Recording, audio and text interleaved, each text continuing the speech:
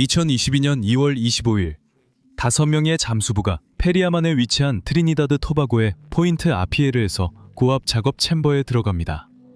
5명의 잠수부 모두가 파이프라인에 빠져 들어가고 단 한 명만이 살아남습니다. 페리아 퓨얼은 트리니다드 토바고 포인트 아피에르에서 석유가스 처리 공장을 운영합니다. 2021년 6월 페리아는 전문 잠수 서비스 회사인 LMCS 리미티드를 고용하여 2018년 시설을 인수한 이후로 비활성화되어 있던 파이프라인의 유지 보수를 수행하도록 합니다. 이 파이프라인은 지름이 30인치, 즉 76cm이며 6번 선속에 정박하는 선박에서 페리아의 육상 처리 시설로 석유를 운송하기 위해 설치된 것입니다. 이 파이프라인은 선박과 연결되기 위해 위로 올라오는 라이저로 구성되어 있습니다. 이 파이프라인은 약 60피트 아래로 내려가 바닷바닥에 닿은 후 약 1200피트 길이의 파이프라인이 이어져 5번 선석의 다음 라이저로 연결됩니다. 이것은 사실상 양쪽 끝이 물 밖으로 나와 있는 U자형 파이프입니다. 이 파이프는 다양한 깊이의 해저를 따라 이어집니다. 파이프라인이 비활성 상태이기 때문에 펌프와 같은 장비가 부착되어 있지 않습니다. 2022년 2월 25일 4명의 작업 다이버와 1명의 안전 다이버가 작업장으로 이동하는 바지선에 탑승합니다. 작업 현장은 6번 정박지에 라이저 상단에 있습니다. 라이저 위에는 헤비타트가 설치되어 있습니다. 이 헤비타트는 라이저 위에 거꾸로 씌워진 큰 양동이입니다. 헤비타트는 바지선에 있는 압축기에서 공급되는 공기로 채워집니다. 공기가 헤비타트로 주입되면 공기 압력이 헤비타트 안에 물을 밀어내어 사실상 해수면 아래에 위치한 건조한 작업 공간을 제공합니다. 4명의 다이버는 파이살 케르빈, 리시 나가사르, 유스프 헨리, 카짐 알리 주니어이며 안전 다이버는 크리스토퍼 보드럼입니다. 이들 모두는 여러분과 저처럼 집에 돌아오기를 기다리는 가족이 있습니다. 그들은 바지선에서 스쿠버 장비를 착용하고 물속으로 들어갑니다. 처음 들어가는 사람은 파이살, 리시, 유스프, 크리스입니다. 그들은 잠수해서 헤비테트의 바닥 아래로 들어간 다음 아래쪽에서 헤비테트 안으로 들어가 공기 주머니로 헤엄쳐 올라갑니다. 먼저 그들은 헤비테트 안에서 스쿠버 장비를 벗고 작업 현장을 준비하기 시작합니다.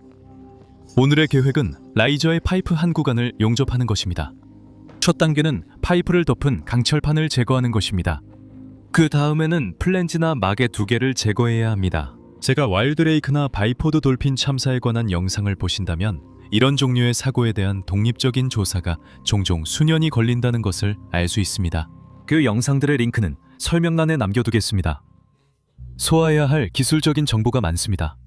또한 반드시 들어주고 이해해줘야 할 희생자 가족들도 있습니다. 소송으로부터 자신을 보호하려는 여러 회사들이 있고 물론 사고로 이어진 결정에 관여한 사람들 역시 책임과 망신으로부터 자신을 지키고 싶어 합니다. 대부분의 경우 사고는 여러 가지 이유로 발생하며 처음에는 아무도 그 원인을 정확히 알지 못합니다. 조사에 오랜 시간이 걸리는 이유는 철저하게 조사를 해야 하고 대부분의 경우 모든 사람이 필요한 정보를 모두 제공하는 것을 꺼리기 때문입니다. 그보다 더 중요한 것은 어떤 세부사항이 중요한지 항상 명확하지 않기 때문에 관련된 사람들도 모든 정보가 밝혀지기 전까지 자신들이 실수를 했다는 사실조차 모르는 경우가 많다는 점입니다.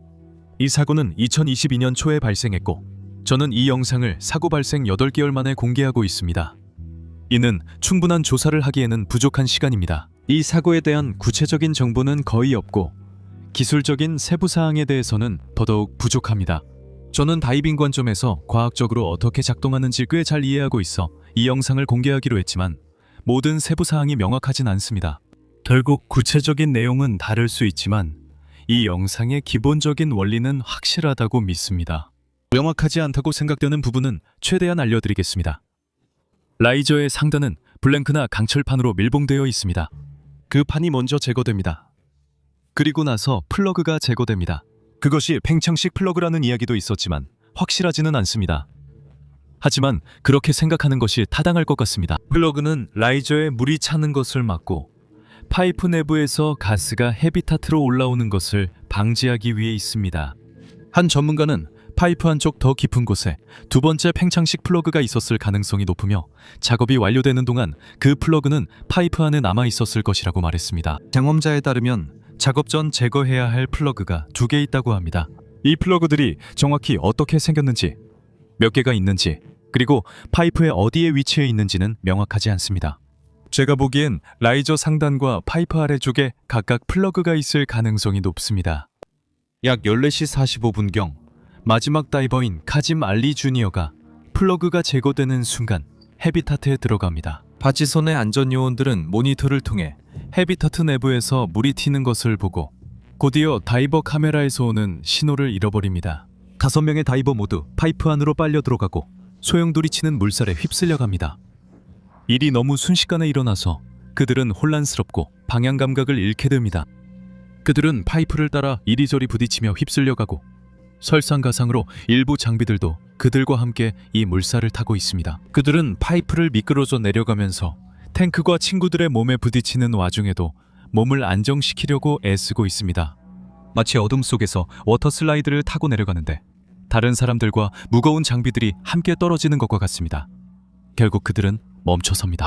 의식을 잃었다 깨어나기를 반복하면서 그들은 천천히 서로를 찾아냅니다. 그들의 몸은 심하게 부딪혀 멍들고 지식여져 있습니다. 그들은 서로를 끌고 밀면서 파이프라인을 따라 다시 올라가기 시작합니다. 안전다이버 크리스가 그들이 들어간 곳과 가장 가깝습니다. 진행이 느립니다. 파이프 안에 물이 차 있어 때때로 스쿠버 탱크를 씁니다. 그들은 자주 멈춰 쉬며 자신들을 찾게 해달라고 기도합니다. 무슨 일이 일어났는지 이해하려면 압력과 물과 공기의 관계에 대해 조금 알아야 합니다. 공기는 압축될 수 있지만 물은 압축되지 않습니다. 작업용 챔버에 공기를 채워서 물을 밀어내면 그 공기가 물을 1:1 비율로 대체하지 않습니다. 작업용 챔버에서 약 3피트 정도의 물을 아래로 밀어내고 빼낼 때마다 같은 양의 물을 대체하기 위해 약 10% 더 많은 수면 기준 공기량가 필요합니다. 그래서 3피트 공간에서 100갤런의 물을 밀어내야 한다면 110갤런의 공기가 필요합니다. 100갤런의 물 부피는 약 10% 정도 압축된 110갤런의 공기로 대체됩니다. 그 말은 결국 높은 압력이 생긴다는 뜻입니다. 공기는 항상 높은 압력에서 낮은 압력으로 이동하려고 합니다. 작업용 챔버 내부 파이프 맨 위에 있는 마지막 마개가 제거되면 공기가 팽창합니다. 공기는 챔버의 높은 압력에서 파이프의 낮은 압력으로 이동합니다. 파이프 아래쪽에 있는 마개는 압력이 증가하면서 갑자기 파손될 가능성이 높습니다. 두 번째 마개가 파손되면 작업용 챔버 안에 압축 공기가 파이프를 통해 빠져나갑니다. 공기가 파이프를 따라 빠져나가면서 작업용 챔버는 빠르게 물로 채워집니다. 물이 파이프 위로 튀어오르며 작업용 챔버를 완전히 뒤덮습니다. 이제 중력이 작용해서 물이 파이프를 따라 쏟아져 내리며 잠수부들도 함께 끌려갑니다. 잠수 작업용 챔버 안의 물은 빠르게 해수면과 같아지고 이 5잠수부의 악몽이 시작됩니다. 해수면이 파이프보다 위에 있는지 아래에 있는지는 확실하지 않습니다. 저는 파이프가 완전히 잠기지 않는 것으로 보아 해수면보다 아래에 있다고 추정합니다. 정확한 구조에 대해 궁금한 점이 정말 많습니다. 이 사고에 대한 조사에서도 비슷한 질문들이 나올 것이라고 확신합니다. 이것은 아마도 잠수 작업용 챔버 내부에서 일어났던 일의 메커니즘만을 설명할 뿐입니다. 크리스 보드럼은 그와 동료들이 나머지는 파이프에 남고 그만 혼자 마지막으로 도움을 구하러 가기로 결정할 때 이런 원리를 따져보고 있지는 않았습니다. 크리스는 마지막 기도를 함께 드린 뒤 최대한 빨리 도움을 데리고 오겠다고 약속하고 파이프를 따라 돌아가기 시작합니다. 마침내 그는 파이프 꼭대기 가까이까지 올라가 소리가 달라지는 것을 듣고 이제 위쪽에서 들을 수 있을 만큼 가까운 곳에 있다는 것을 압니다. 그는 자신을 파이프 밖으로 끌어올릴 힘이 없어서 도움을 요청합니다. 하지만 아무도 없습니다. 그는 자신이 얼마나 가까이 왔는지 알면서도 아무런 도움 없이 빠져나오는 것이 불가능하다는 사실에 마음이 무너집니다. 지금 주어진 정보만으로는 파이프에 물이 차서 그가 표면 가까이까지 떠올랐는지 아니면 여전히 파이프 아래쪽 바닥에서 60피트 깊이에 있는지 알 수 없습니다. 저는 파이프에 어느 정도 물이 있지만 완전히 차 있지는 않다고 생각합니다.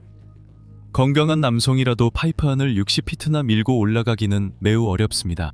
크리스가 겪은 일들과 그가 입은 부상을 생각하면 그건 불가능합니다. 그가 할 수 있는 일은 소리치고 누군가가 그 소리를 듣기를 바라는 것뿐입니다. 사고가 발생한 지 약 3시간이 지난 오후 5시 45분경 크리스와 같은 회사인 LMCS에서 일하는 마이클 커빈이 크리스의 소리를 듣고 또 다른 동료와 함께 그를 끌어낼 수 있었습니다. 크리스는 4명의 잠수부가 모두 부상당했지만 살아있고 도움이 시급하다고 말합니다. 마이클은 파이프를 따라 내려가려 했지만 곧 멈췄습니다. 다른 구조대원들도 이미 현장에 도착했습니다. 페레아 연료회사에는 자체 비상 대응팀이 있고 트리니다드 토바고 해안경비대도 구조에 참여합니다. 그들은 카메라를 가능한 한 깊이 내려보냅니다. 카메라는 파이프 바닥까지만 닿습니다. 그들은 파이프 안을 이동할 수 있는 파이프 검사 카메라를 가져옵니다. 카메라를 통해 파이프 안쪽 약 120피트 지점에 장애물이 있다는 것이 드러납니다. 다이빙 장비가 파이프라인에 끼어 카메라가 더 못 지나갑니다. 구조대원들의 생명을 보호할 수 있는 회수 계획이 세워질 때까지 파이프에 들어가지 않기로 결정합니다. 이 결정은 논란이 많았습니다. LMCS 팀원들은 파이프에 들어가고 싶어 하지만 그들의 안전을 위해 허락되지 않습니다. 크리스 보드럼은 부상에도 불구하고 다시 들어가겠다고 말하며 왜 구조 작업이 멈췄는지 이해하지 못합니다.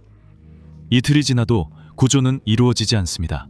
어떤 시도가 이루어졌는지는 분명하지 않습니다. 2월 27일 구조 작업이 중단되고 계획은 시신 수습으로 전환됩니다. 2월 28일 세구의 시신이 수습되고 마지막 시신은 3월 3일에 수습됩니다. 크리스 보드럼만이 유일한 생존자입니다. 저는 희생자들의 가족들이 조금이나마 마음의 정리를 하기까지는 수년이 걸릴 것이라고 생각합니다.